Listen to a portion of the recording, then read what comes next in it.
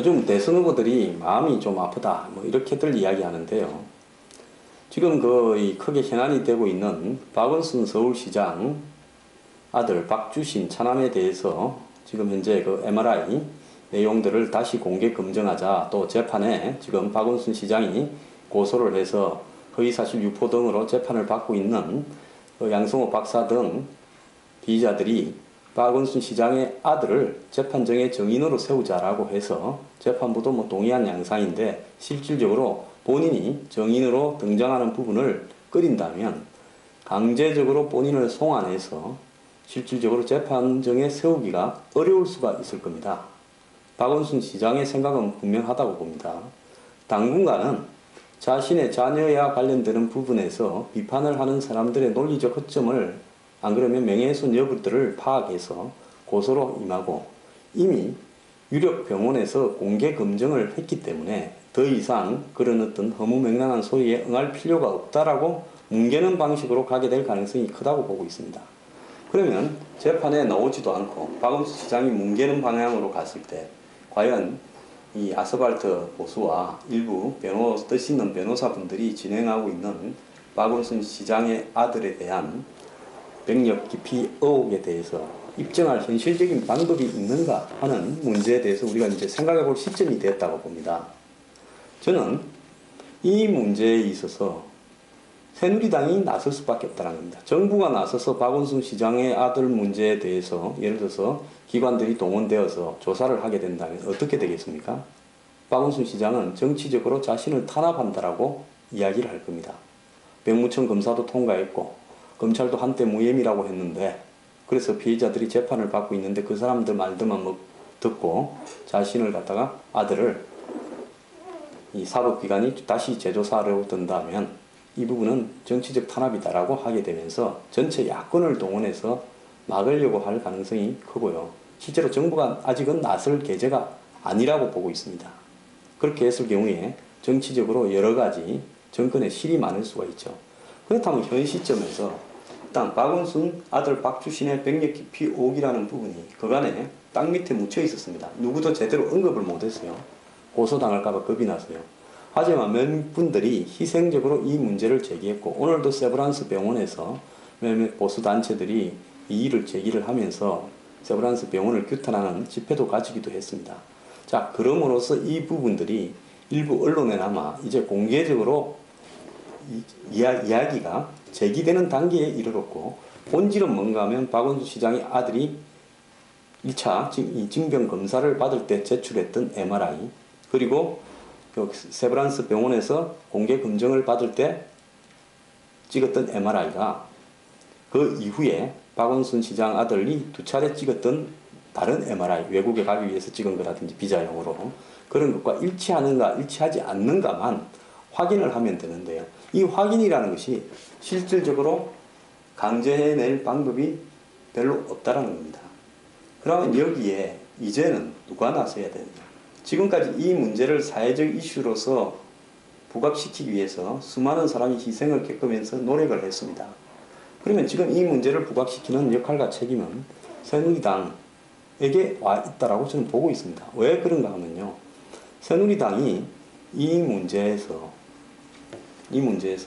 명백하게 자신의 이해관계와 일치하는 부분을 가지고 있지 않습니까? 가장 큰 수혜자가 될 수 있죠. 만약에 박원순 시장의 아들이 병력을 기피하기 위해서 허위로 MRI를 찍었다면 그 아들이 스스로 했겠습니까? 공개 검증은 스스로 했겠습니까?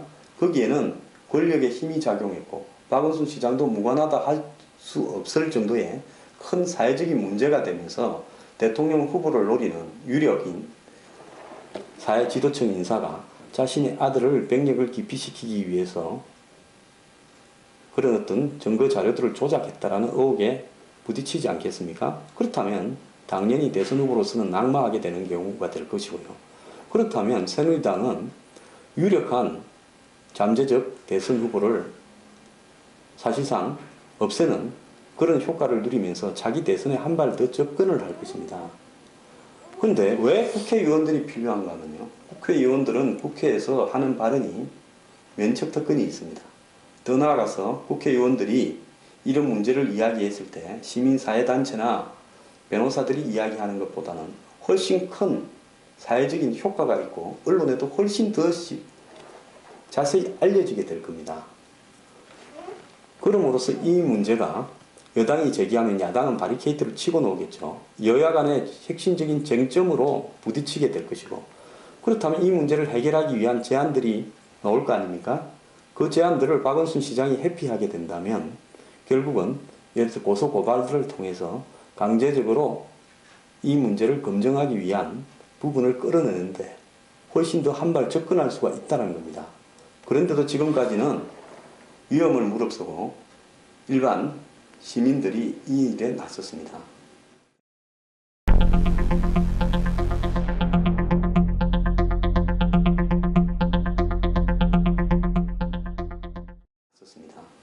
대체 왜 새누리당이 나서야 된다고 이야기하는가 하면요. 제가 지난 대선에 안철수 의원의 자녀 문제에 대해서 검증에 나섰습니다. 제가 진중권 씨와 토론을 하고 난 다음날 새누리당은 그 의혹이 규명돼야 된다고 이야기하면서도 황장수는 우리는 모르는 사람이다라고 이야기를 했습니다. 그리고 저는 그 뒤에 안철수 의원의 고발에 의해서 선관위와 검찰 조사를 한동안 받았습니다. 그런 과정에서 모든 부분은 제가 감내했어야 되는 겁니다. 이번에도 마찬가지로 박원순 시장의 이 아들 문제에 나서고 있는 사람은 전부 개인이 감내해 갈 것입니다. 그런데 그 부분이 만약에 입증이 된다면 그 덕은 새누리당이 다 누리게 될 거고 새누리당의 대선 후보가 다 누리게 될 겁니다. 자, 그렇기 때문에 새누리당은 앉아서 남이 희생을 하고 그 결과를 몽땅 혼자서 얻게 되는 이런 부분에 왜 별로 위험 부담도 없는 의원들이 나서지 않고 당의 지도부가 나서지 않는 것인가에 대해서 이제는 답을 해야 될 입장이라고 저는 보고 있습니다.